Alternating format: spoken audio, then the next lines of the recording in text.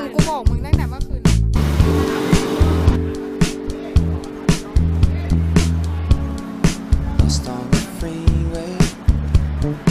This must be LA. Tired and lonely, no real place to stay. Is this the future? Where I'm gonna be? Last night it hit me when I had this crazy dream.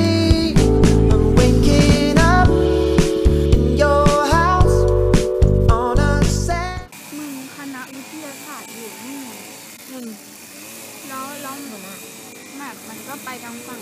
คือตอนนี้เราต้องอาศัยกับ Google Map เลยนะคะเพราะว่าเราหลงกันมากๆที่สุดในโลกหลงมหาลัยไม่เป็นไรมันเป็น first time ของเรา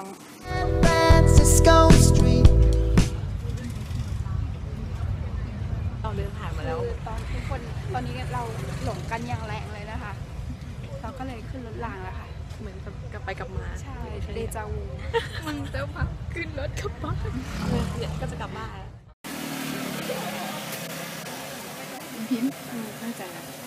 ไม่แน่ใจนะ Just looking at a magazine like when I first saw you back in 2000. ตอนนี้เราก็ถึงแล้วนะคะทุกคนหลังจากที่เราหลงกันมาเป็นเวลาหลายชั่วโมงไม่ได้ชั่วโมงเดียวด้วยหลายชั่วโมงดูหน้ามัน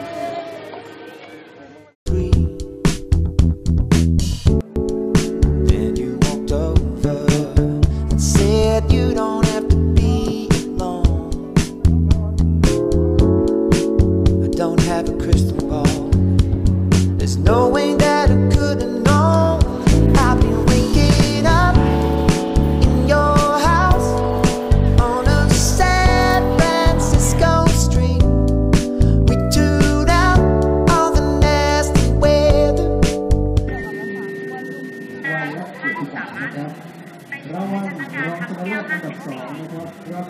And something funny, you and me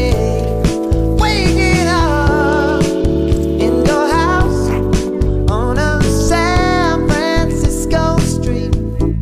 We tuned out all the nasty weather, and it's something funny, you are. แนวนอนบ้างดิไปแต่แนวตั้งอีพิมพ์แต่กูว่านั้นน่ะ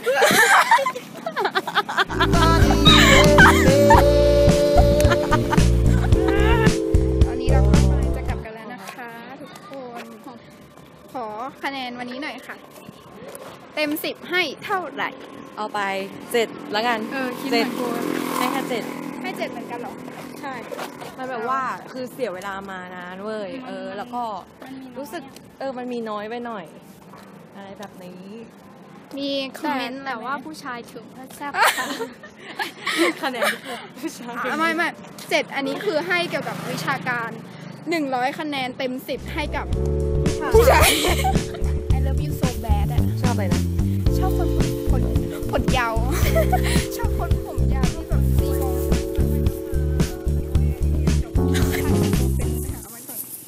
ด้านหน้ามันกัดแล้วมันมีพิษนะอย่าไปใกล้มัน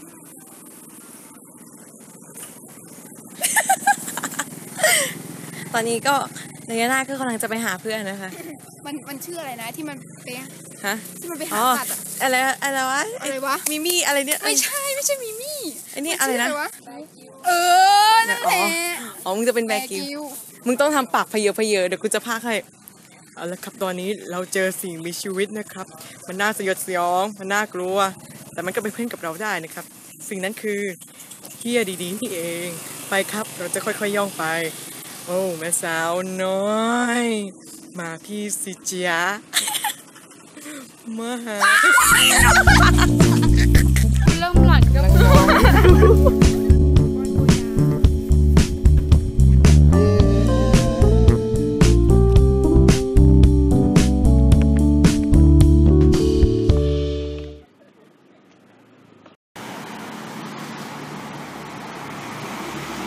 เรีย